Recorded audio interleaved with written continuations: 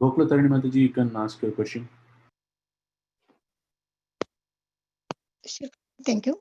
Hare Krishna Prabhuji, Dandavats Pranams. Hare Krishna Maharaj, Dandavat Pranam. In purport 65, it says, the devotees informed the Lord that Muhunda Datta was waiting outside, but the Lord replied, I shall not soon be pleased with Muhunda Datta, for though he explains devotional service among devotees, he then goes to Mayavadis to hear from them the Yoga Vasistha Ramayana, which is full of Mayavadi philosophy. What is Yoga Vasistha Ramayana, Prabhuji? Yoga Vashistha is the instructions by Vashistha Muni to Lord Ramachandra. And this Yoga Vashistha is actually full of impersonalist descriptions. So therefore, because Mukunda was hearing that Yoga Vashistha, Lord Chaitanya was very much unhappy or displeased with him. So Yoga Vashistha is a part of scriptures, but it is full of Mayavad descriptions.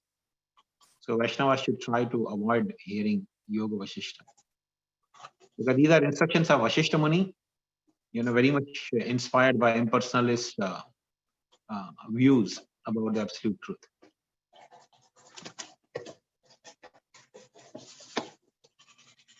Thank you, Prabhuji. Hare Krishna. Can I ask one follow-up question on this?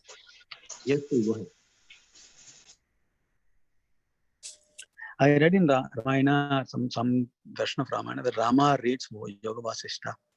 Since Vasistha Mahamuni is like guru of Rama, is it true, Prabhu? Is Rama also read Yoga Vasistha, if it is Mayavad philosophy? Well, Lord Ramachandra is the Supreme Lord. All the philosophies, all the knowledge or wisdom, everything actually emanates from him. He can read it. But Vaishnavas are forbidden to read the Yoga Vashistha. Thank you, Prabhu. Hare Krishna.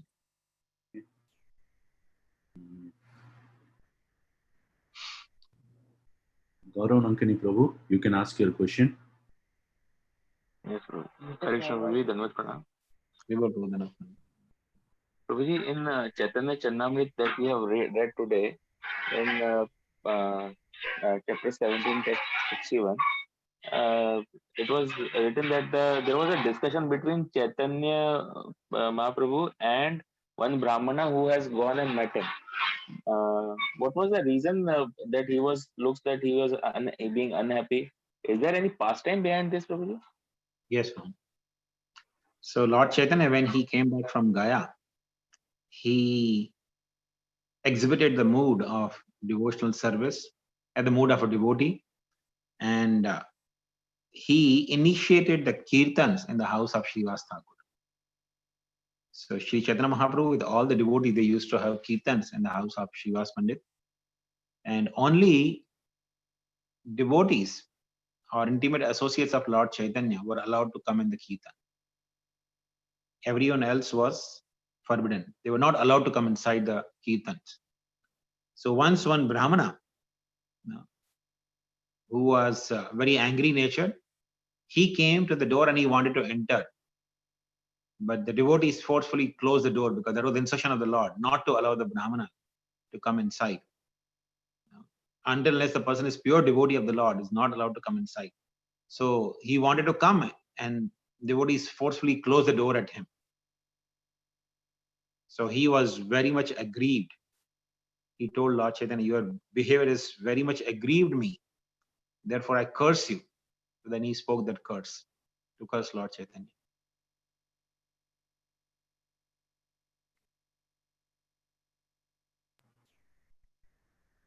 And that's a beautiful curse, He said that you will never have any material happiness.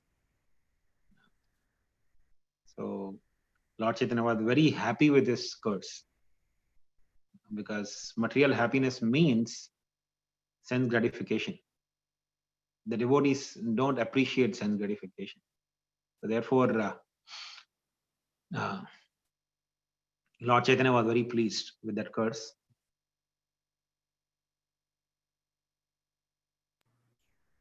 Okay. Really. Thank you, Prabhu. Vinita Mataji, I'll come back to you. Radhakunda Mataji, you can ask your question. Hare Krishna Prabhuji, Dhanyavad Pranam Jai Srila Prabhupada. Hare Krishna Prabhuji, my question is in Brihad Bhagavatamrita is I observed that there is a dialogue between Uttara and Parikshit Maharaj. Jaimini Rishi is telling that. And in the before the actual discussion starts, actually Parikshit Maharaj is saying to his mother, he know it seems that he knows about his death. Like, I mean, the serpent bite and all that. And he's saying that to his mother, mother, I know, I mean, I'm going to die. It is Krishna's mercy on me. And it's Krishna's mercy. Since my death is delayed, I am able to answer your questions. So I'm a little bit confused, Prabhuji, because the video is gone. Are you there, Prabhuji? Yeah, please go ahead. So my confusion is after Parikshit Maharaj was cursed by the Brahmana's son, when he came to know about this, immediately he started listening to Bhagvatam from Sukha Goswami, right? So Yes. when did this situation arise in Prabhu? Like, before he started listening to Bhagavatam, or once he heard the Bhagavatam, still there was some time left over and he was talking to his mother. That was my question. After he finished hearing Bhagavatam, he took the vow of silence, but his mother approached him and asked him the question that, please tell me in a nutshell what you heard from Sukha Goswami. So he told his mother that I had taken actually a vow of silence, but your question is so glorious, that I don't care for following that vow of silence. I will tell you the essence, because you are impelling me, or you're inspiring me to speak the glories of the Supreme Lord. So what I've heard from Sukha Goswami, I will tell with my own realization.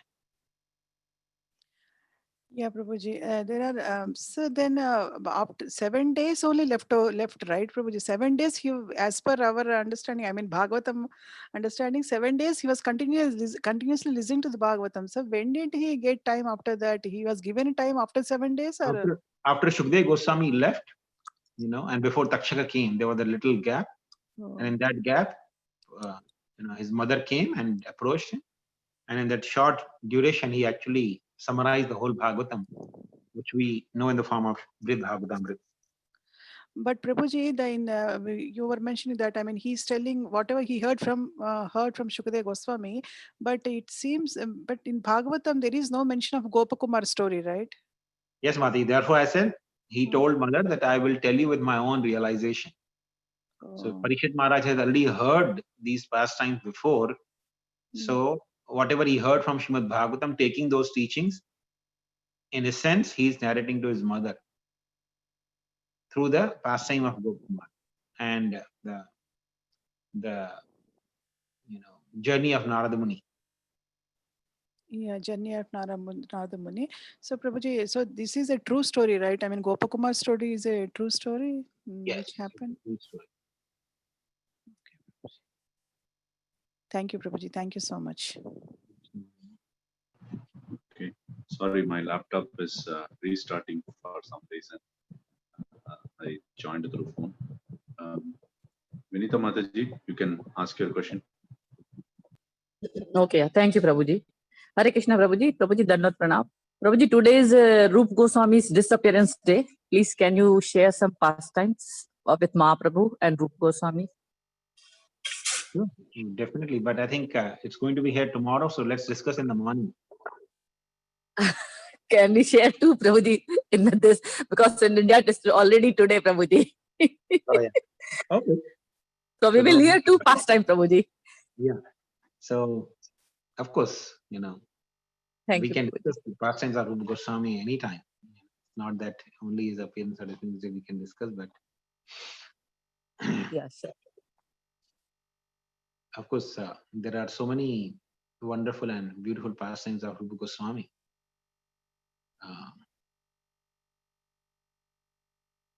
There is actually a very beautiful song written by Roop Goswami.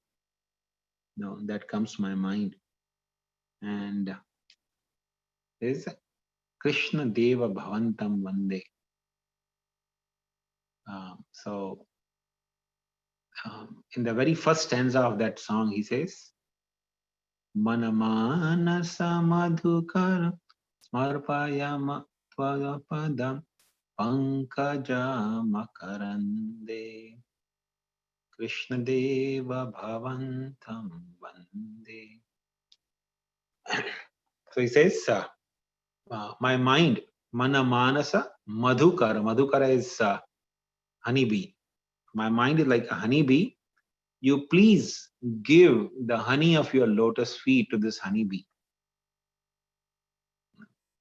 So that whole song is very beautiful, but in the last stanza of that song, he is glorifying Sanatana Goswami. So Rup Goswami had very special affection towards Sanatana Goswami. He regarded Sanatana Goswami as his guru. Not only he was his elder brother, Sanatana Goswami was elder brother of Rup Goswami, but also Rup Goswami regarded Sanatana Goswami as his guru. So he would always abide by the instructions of Sanatana Goswami. So one time it so happened that there was a great scholar named Roop Narayan. I think his name was Roop Narayan. So he was a great scholar. And just like, we heard in Lord Chaitanya's pastime, there was Digvijay Pandit. So this Roop Narayan was also Digvijay. He was actually very learned scholar. He would go to different places and debate with the learned scholars. And he would defeat them and take a signature from them that I was defeated by Roop Narayan.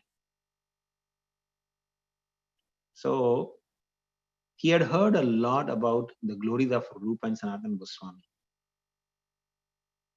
And he developed somehow the desire to defeat Rupa and Sanatana Goswami. So with that intention, he came to Vrindavan. So he went to Sanatana Goswami and Rupa Goswami and challenged them that I want to debate with you. I've heard that you are great scholars of Vedic scriptures. So I want to debate with you.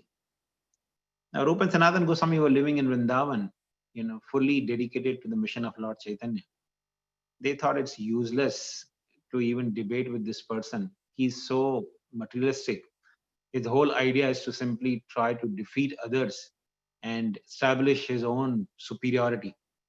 Vrindavan is not the place for such nonsense.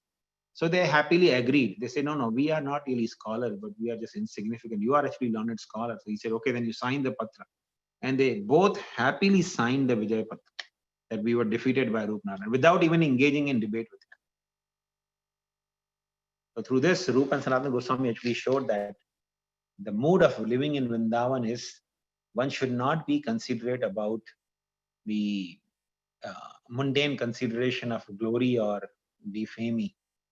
They didn't care that they will be defamed or their reputation will be at stake. They simply didn't want it to waste their time. In fact, one of the qualities of Vaishnavas is avyartha kalatvam. The devotee never wastes their time in useless things. So, thinking that this debate would be a useless waste of time, Rupa and Sanatana Goswami happily gave their signature. So this Rup Narayan was so foolish that he went around in Vrindavan propagating that, see, I have this Vijay Patra. Rupa and Sanatana were defeated by me. So he's going everywhere proclaiming that he defeated Rupa and Sanatana Goswami. So Jiva Goswami, who is nephew of Rupa and Sanatana, he is the son of Vallabh Bhatt, who is the brother of, not Vallabh Bhatt, sorry, Shri Vallabha, who was the brother of Rupa and Sanatana Goswami, the youngest of all three brothers. So Jiva Goswami was his son. And Jiva Goswami accepted Rupa Goswami as his guru as well. So Jiva Goswami is thinking that this foolish person is going around and proclaiming that he has defeated Rupa and Sanatana Goswami. So in the future, people will discredit this Gaudiya Sampradaya. The mission of Lord Chaitanya would be discredited, that his followers, his foremost followers, Rupa and Sanatana, were actually defeated by a foolish or nonsensical person, Rupa Narayan. So he challenged Rupa Narayan that, what nonsense you are talking, that you defeated Rupa and Sanatana. I am an insignificant servant of Rupa and Sanatana Goswami. No. I don't even have a speck of wisdom or knowledge that these two possess. But I challenge you. I can defeat you without any endeavor or effort. You are insignificant. You can't even defeat me. Forget about defeating Rupa and Sanatana Goswami. So there was a debate between Rup Narayan and Sanatana Jiva Goswami. And Jiva Goswami very easily defeated Rup Narayan. And Rup Narayan, in utter shame and embarrassment, left Vrindavan. So all the Vaishnavas are very much appreciated, but Rupa Goswami, when he heard this, he was very upset and angry with Jiva Goswami. He thought, my disciple and nephew, he is too much, possessed with this arrogance. He's thinking that he needs to defeat. This is not the mood in which one should live in Vrindavan. So he called Jiva Goswami, just as setting an example how a guru should teach his disciple. There was no fault on the part of Jiva Goswami, but Rupa Goswami wanted to teach the standard. So he told Jiva Goswami that you are too arrogant. You should leave Vrindavan. You have no right to stay in Vrindavan. Just leave this place. Now, many foolish people, they take this historical instance. They think that Jiva Goswami was rejected by Rupa Goswami, and therefore he is not a bona fide Gaudiya Vaishnava. But they don't know the whole history.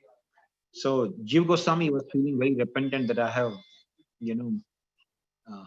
very much displeased my guru. I am actually very arrogant. Because if I had really good intention, my guru would not be displeased with me. So he started fasting. And he was living at the outskirts of Vrindavan near Mathura.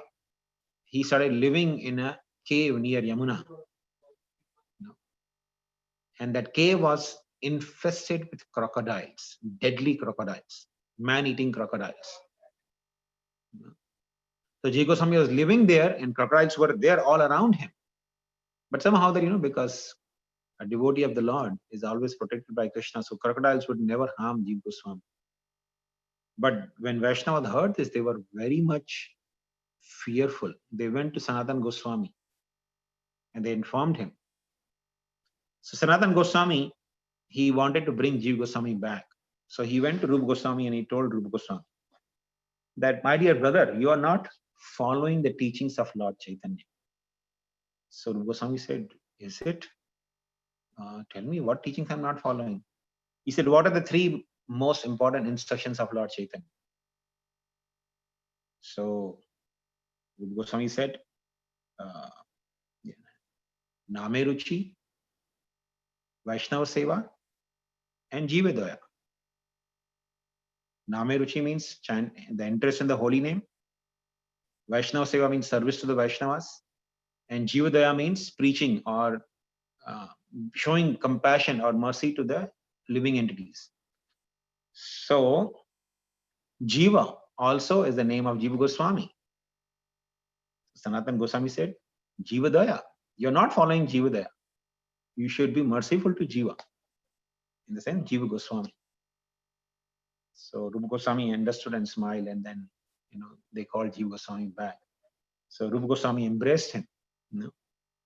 And he was so dear to Jiva Goswami was so dear to Rupa Goswami that Rupa Goswami, with his own hands, he carved the deity of Radha Damodar.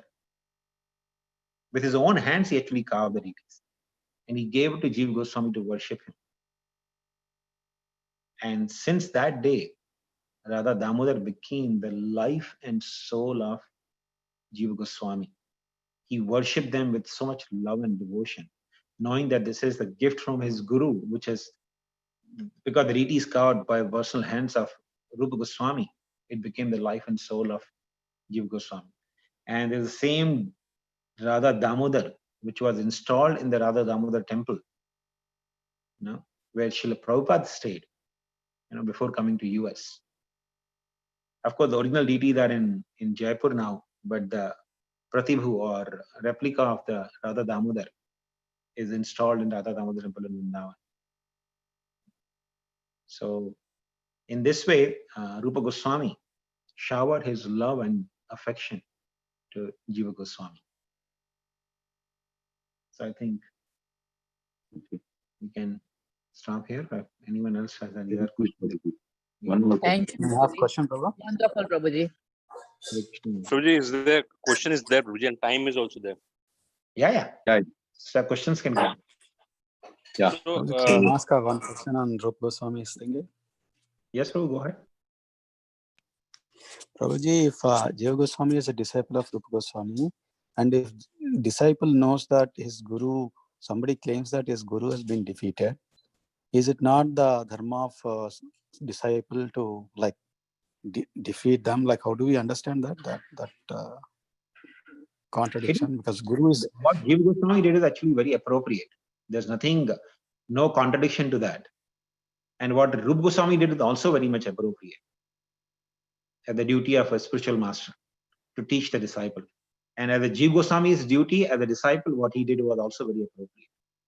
So the very fact that he defeated the Rup Narayan with the single intention of establishing the glory of Gaudiya Vaishnavism and the glory of his spiritual master and the Gaudiya and the glories of Sri Chaitanya Mahaprabhu's mission, there's nothing wrong in him. But when he got chastisement from Guru, then as the appropriate behavior of a disciple, he considered that I am too arrogant. So actually speaking, there is nothing wrong in the behavior or the actions of Jiva Goswami, but this is the pastime of the Vaishnava Acharyas to teach us many lessons. So from this we understand that no matter how learned a disciple may be and how much good intentions he may have, if he gets chastisement from the spiritual master, he should simply accept it. Do not argue or fight with the spiritual master, but simply consider it as a great privilege and also understand that this chastisement is only for teaching me some superior lesson in life. So in one way you can say that a disciple should consider the chastisement from spiritual master is a great privilege, which one should not work for, of course. Thank you, Prabhu. I think that's wonderful. Yeah. So I think humility is like one should like surrender, mood of surrender, like should have disciple. Thank you much. So Prabhuji, I was reading, now my Krishna book is almost going to be finished. So there are 2-3 chapters, whereas I saw in Dwarka, there are 2 poor people exist. One is Brahman Sudama and Brahman Shrutdev. Okay. So I was just wondering how in Krishna city there is poverty. Sudama was not living in Dwarka. He came to Dwarka to visit Krishna. And Shrutadev, as far as I remember, Brahman Shrutadev. Yeah, Shrutadev was also not staying in Dwarka. They were not staying, but they were poor. That's what is been saying, that Shrutadev was in city of some other king. Shrutadev was in other city where the other king was there. He was also devotee of Lord. That was, I think, so Mithila. his name is Bahulash. Yeah, King Bahulash and Shrutadev. Yeah, they were both, I think, in Mithila, if I'm not wrong. Mithila, correct. So it's kind of, yeah. So yeah, I mean, poor or rich is only a material estimation. A devotee is actually never poor. Devotee has all the opulences of Vaikuntha at his disposal. No? Bhakti-Sansakar was living as a sannyasi, no? As a beggar practically. But when he had so many ideas and so many projects in mind. One time one disciple asked him, Guru Maharaj, you have so many plans, you have so many projects in mind. Where will you get the money from all of that? And Bhaktisiddhanta Thakur said, money is not a problem. I can extend my hand and pick up one pebble or a stone from spiritual world, and that will cover all the cost for all my projects. So this was the response of Bhaktisiddhanta Thakur. That means he can take one touchstone or one pebble from Vrindavan, Golok Vrindavan. And because Chintamani, every stone in Vrindavan is Chintamani, so all the cost of his projects will be easily covered by just one pebble or one stone from spiritual world. So similarly, whether a devotee is living as Sudama Vipra, poor, practically without anything. But later on, of course, Sudama had everything. His opulence was like that of Indra. But even if the devotee is apparently seen sometime living the life of poverty, it is only the mercy of Krishna. It is Krishna's blessings to the devotee. And devotee never considers himself poverty. Sudama never considered his poverty. If he was really considering himself poverty stricken, then when he went to Krishna, he would have asked something. And in fact, when he's returning from Dwarka, he's thinking, because he had gone to Dwarka because his wife wanted him to ask something from Krishna. Sudama had told his wife that, I have a very good friend. He is Supreme Personality of Godhead. He lives in Dwarka. He's a king now. His wife pushed him, no, go then go and beg something from him. We are living in so much poverty. So Sudama went there, but he didn't ask anything from Krishna. And Krishna also, he treated Sudama as, like like the Supreme Lord himself, as if Sudama was Supreme Personality of Godhead. That's how Lord treated him. He worshipped Sudama Vipra along with his queens. And when the queens heard that Sudama is actually the friend of their husband, all the 16,108 queens, they wanted to cook for Sudama. And they all actually cooked for Sudama. Sudama was supposed to, Krishna told Sudama, actually, you have to stay at least 16,000 days to go to each and every queen's home and accept meal from them. Otherwise, they'll feel bad. But Sudama said, no, I cannot live so many days. I have come only for one day. Because that's also one of the etiquette, that when a person goes to a friend or somebody's place, he shouldn't stay more than 3 days. But Sudama said, I can't stay more than 1 day. So all the queens actually cooked. They brought for Sudama, and Sudama had so much opulence. Just imagine 16,108 queens of Krishna, who are none other than Lakshmis, or goddess of fortune. They cooked for Sudama. So much privilege Sudama had. But when he's leaving, Krishna didn't ask him. Actually, when he came, Sudama came in the torn and dirty clothing. His clothing were not really, presentable. So he came, Krishna welcomed him in those clothings. And when he's leaving, Krishna didn't ask him, okay, at least change and put on some new dhoti. No.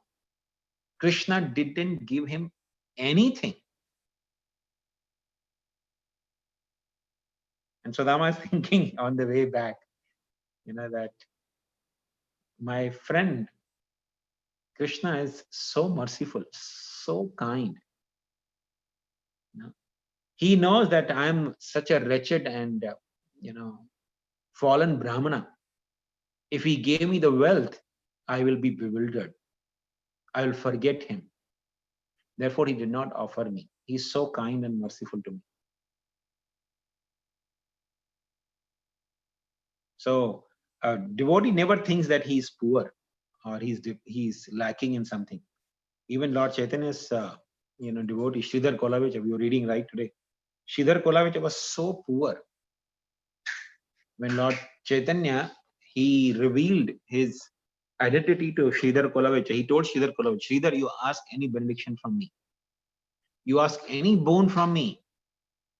I can give you liberation. I can make you the king of heaven. I can give you a position of Indra if you want. I can make you the king of all the devas. If you want, I can give you liberation and send you to the spiritual world. So Sridhar apparently was so poor. His clothing had at least knots in 40 different places. Just imagine, the clothing that he was wearing, they were torn from 40 different places. We're not talking about like torn jeans nowadays people wear. No, his clothes were actually torn. He would put knots to cover it. And for living, he had some banana trees in his backyard. Then he would sell the bananas and banana leaves and goods made from banana trunk. And whatever little money he would get from that, 50% he would use for worshipping Mother Ganga, and remaining 50% he would actually utilize for his maintenance. And yet, when Lord Chaitanya told him, you ask any benediction, he said, my Lord, all I want is let the Nimai, let the Brahmana Nimai Pandit come to my store, my shop, fight with me, argue with me, and take away my goods for free. He was so eager to give to Lord. Whatever little he possessed, he wanted to give it to the Lord. He didn't ask for the benediction of receiving anything from the Lord. All he wanted to receive was the loving reciprocation of the Lord. So devotee never thinks that he's poor. So similarly, Shrutdev and Sudama, they never thought themselves to be poor. And even if they did consider some time that they were poor, they were fully satisfied and happy. I hope that makes sense, Prabhu. Yes, Prabhuji. Actually, you changed the point of view only. Means actually, my question was, I didn't get this point.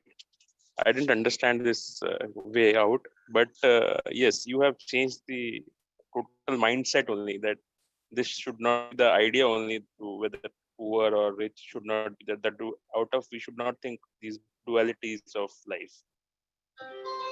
Because eventually, whether somebody is living as king in the royal palace or living in a hut, practically speaking, both the people spend time in the same way. People eat, they sleep. And if I sleep on the floor, if I sleep on the soft mattress, when I'm sleeping, I'm completely unconscious, whether I'm sleeping on the floor or sleeping on the mattress. Right? On the contrary, sometimes, many of the time, you get better sleep on the floor than mattress. So eating, sleeping, mating, defending, this practically same for a king and for a poor person living in the small hut. And the ultimate goal of life is actually to go back home, back to Godhead. Not to make elaborate arrangements to stay in this world. In fact, the more we possess in this world, the more we actually make plans to stay in this world. And the more we become attached to the things that we possess. So in that way, a devotee who's in poverty or poor is having blessings in disguise by the Supreme Lord. Really. Yes. Yeah, the mindset has changed now. Thank you. Really. So, Prabhuji, follow up to this small follow-up. Yes, Prabhu, go ahead. Prabhuji, so whenever if we ask for anything from the Lord, so we should always ask for the mercy and the love of Lord. We should not ask for any kind of material thing from the Lord. On the word mercy, you reminded me one anecdote from Prabhupada. No? So, one time, I think some Indian gentleman, he came to Prabhupada and he said, Swamiji, you please pray to Krishna to give me the mercy. And he was a rich businessman, Prabhupada said, yes, I'll pray to Krishna that he gives you mercy. But what is Krishna's mercy? When Krishna gives his mercy, he takes away everything that you have. All your wealth and everything is taken away. So you want me to pray? He said, no, Swamiji, you just bless me. Don't pray for me like I don't want mercy of Krishna. So, because mercy of Krishna is very tricky. But Krishna himself confirms, Yasyaham anugrahami harishet tadhanam. When I become especially merciful to someone, Prabhupada actually quoted this to him. When I become especially merciful to someone, and I take away his wealth and all the possession that he has, so that the devotee becomes helpless and turns to me in love and devotion. But yes, the real mercy of the Lord is when he showers us with his intense desire to serve him and develop love and devotion for him and his devotees. That's a real mercy. Because that's the mercy which nourishes or satisfies our real self, not the body or mind, but the self. I hope that answers your question, Gaurav Prabhu. Yes. The more that we are listening, the more we are detaching towards the material world, and the more we are inclining towards the Lord. Yes. So We are attached to your lectures. So Your please, lectures and QA session. All of you keep in prayer that That I is can develop mercy, Prabhuji. That is Krishna's mercy. Really. Yeah. Thank you, Prabhuji. Hare Krishna. Thank you You very were much. wonderful, Prabhuji. Yes, wonderful. Thank you, Prabhuji.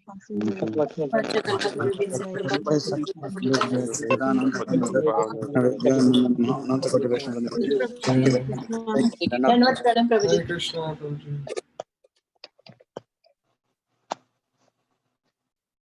हरे कृष्णा प्रभु जी, थोड़ा हम लोग को भी देख लिया करो कभी कभी।